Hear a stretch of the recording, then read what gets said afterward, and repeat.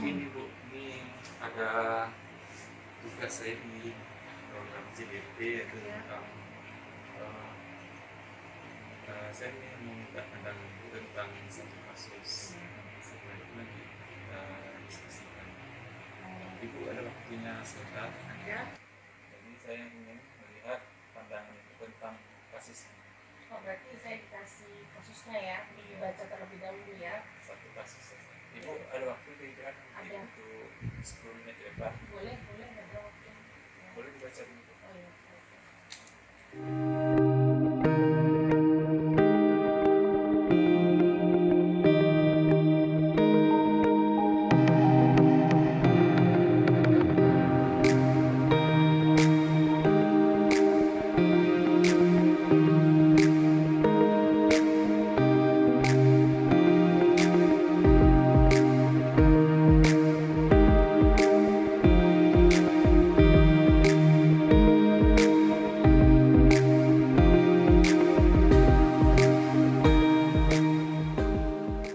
Jadi itu Bu, kasusnya ada Ibu Tati di guru kelas 5 ya, seolah kita di guru kelas 5.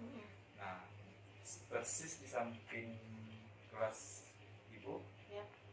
ada anak yang nangis gitu ya. Iya, di luar kelas ya. Nah, Menghadap ke ruangan Ibu Tati. ya, betul. Kita nggak tahu permasalahannya kan Bu. Iya, iya. Jadi sebagai guru mungkin kita merasa apa, terganggu atau kasihan, campur aduk perasaan kita untuk mengambil keputusan tersebut. Jadi menurut Ibu, pandangan awal Ibu tentang kasus ini bagaimana? Atau Ibu pernah mengalami hal seperti ini? Memang sebelumnya belum pernah mengalami hal seperti ini. Namun setelah saya baca, kalau melihat kasus ini, ya sebagai seorang guru, jiwa kepedulian saya tentu saya karena bersebelahan dengan ruangan Ibu Tati dan saya melihat secara langsung anak tersebut menangis, ya saya tentu harus bertanya kepada anak tersebut, kenapa, apa yang terjadi sehingga sampai anak tersebut bisa menangis seperti itu Pak Ari. Jadi kan ya kita perlu tahu juga kenapa ya anak ini kok menangis, kemudian dan Ibu Tati sebagai yang mengajar di kelas anak tersebut kok malah membiarkan saja gitu.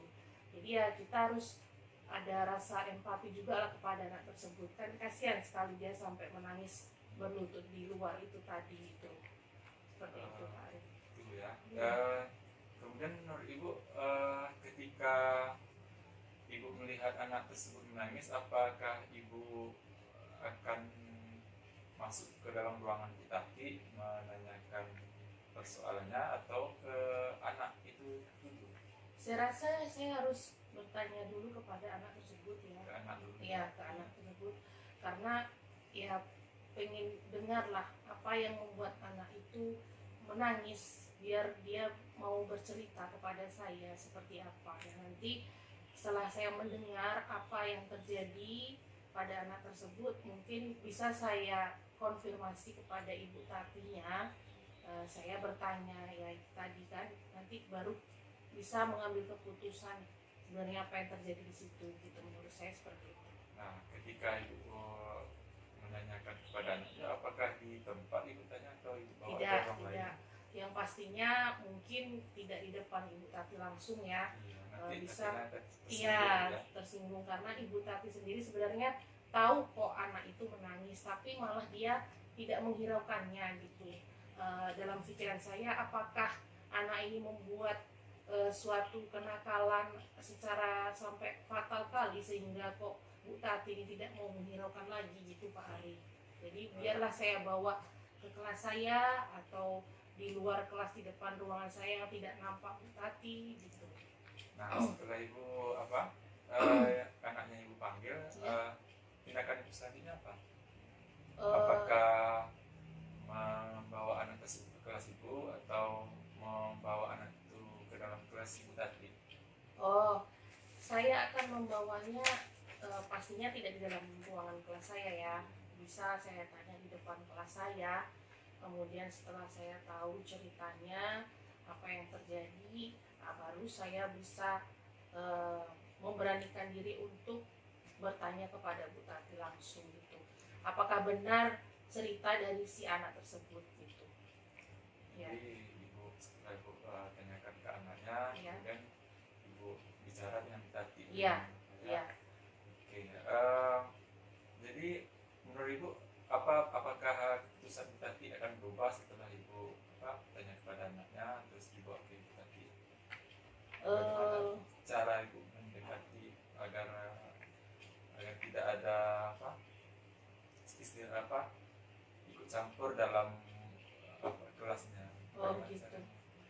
Mungkin kalau menurut saya tidak ada salahnya kita mencoba untuk memberi masukan ya, untuk memberikan saran. Tidak ada masalah yang tidak bisa diselesaikan.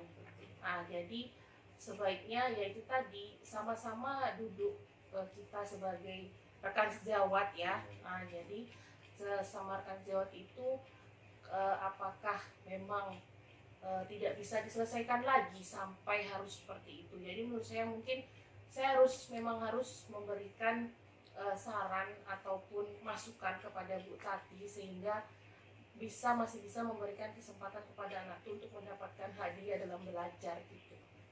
Ya. Jadi kita harus berprinsip kepada karena kasihan terhadap anak tadi itu ya. Ya, prinsip empati lah kepada gitu. anak tersebut gitu. Karena hak anak itu juga. Iya, anak tersebut mempunyai hak dalam ya, meskipun dia adalah beberapa ya namanya anak-anak mungkin melakukan kenakalan, tapi itu tadi selagi masih bisa kita bina, itu tadi menurut saya tidak ada masalah yang tidak bisa diselesaikan karena di sekolah itu kan juga mempunyai tahapan-tahapan. Kalau kita mempunyai permasalahan dengan si anak tersebut harus dikemanakan, kan masih ada juga pimpinan kita di atas untuk memutuskan hal tersebut gitu.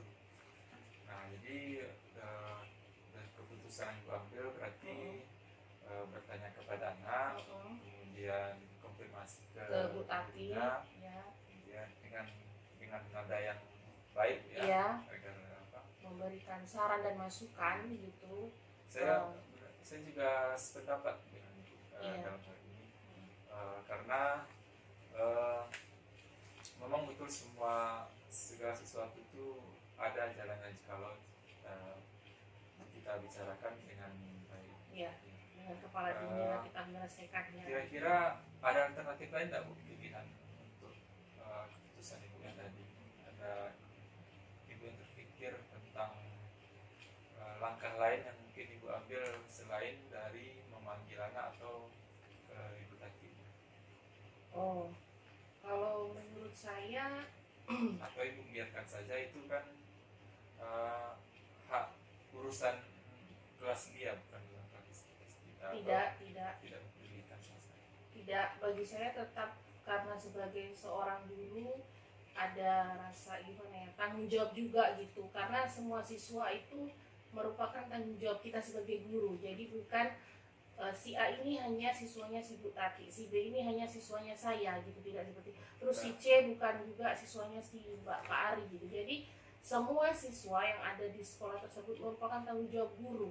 Jadi ketika kita melihat suatu permasalahan, kita harus bisa berempati dan memberikan rasa kepedulian kita, menanyakan, karena kita melihat secara langsung kan Pak Ari kejadiannya, kenapa anak itu bisa sampai menangis seperti itu gitu. Nah, itu tadi bukan ikut campur tapi bukan ikut campur, rasa kepedulian kita untuk agar anak itu terutama psikisnya dulu kita tenangkan. Iya betul, untuk menyelesaikan masalah itu. Pastinya kalau kita bawa dengan secara lembut kita berbicara atau dengan secara kepala dingin kita menyelesaikan yang mungkin merubah keputusannya. Karena tidak semua siswa itu mungkin bisa menerima sikap keras dari seorang guru. Dari sekian banyak siswa itu kan mempunyai karakternya masing-masing, cara belajarnya masing-masing dan sendiri-sendiri gitu. Nah, jadi dari yang sampaikan tadi saya juga sudah melihat pandangan itu tentang kasus ini. Jadi saya punya argumen lain tentang kasus ini. Bu Tati. Ya, kasus Bu Tati. Iya. Jadi apa tuh? Barangkali nanti jika kita menghadapi kasus yang sama seperti ini, saya berharap saya dan ibu juga dapat menerapkan tahapan-tahapan seperti ini. Oh iya. Jadi ada rasa peduli terhadap siswa gitu. Jadi kita sebagai sebagai seorang pendidik juga mengambil keputusan itu harus cepat, tepat, dan efisien. Iya. Yang dilakukan tadi sebetulnya juga saya kira sudah tepat sekali. Jika saya menghadapi kasus seperti itu, saya juga mungkin akan melakukan yang sama yang dilakukan. Iya. Kira-kira Ibu ada yang mau sampaikan hal yang lain? Ya, kalau menurut saya mungkin menyampaikan kepada rekan sejawat saya ya, kalau bisa untuk menerapkan kedisiplinan kepada siswa tersebut ya tetap harus pada koridor yang masih wajar-wajar saja. Kalau menurut saya Pak Arya, tidak sampai membuat hati anak itu terluka begitu Pak Ari, karena itu tadi ya kembali lagi kepada karakter siswa itu. Dari sekian banyak karakter siswa itu memiliki karakter yang berbeda-beda. Jadi kalau menurut saya, kalau bisa untuk kedepannya lagi kepada rekan sejawat saya, tidak hanya kepada Ibu Tati, kepada ibu-ibu yang lain, bapak ibu guru semua yang lainnya juga, jika mempunyai permasalahan seharusnya bisa diselesaikan dengan secara kepala dingin, maksudnya secara baik, secara halus, secara lembut. Kita sentuh hati anak tersebut, pasti akan dia bisa bercerita dengan kita dan kita bisa memberikan solusinya. Mungkin gitu. Dampaknya tidak terlihat sekarang, Iya. jadi itu Dalam malah terjadi jangka panjang. Iya, ya, jangka panjang. Mungkin anak itu bisa trauma Ya, atau betul sekali. bisa jadi kebalikannya, ketika kita sentuh anak itu dia akan ingat pada Iya, kita. siapa yang akan diingat dia dan Saya kira itu cukup Bu untuk Oke. terima kasih atas waktunya.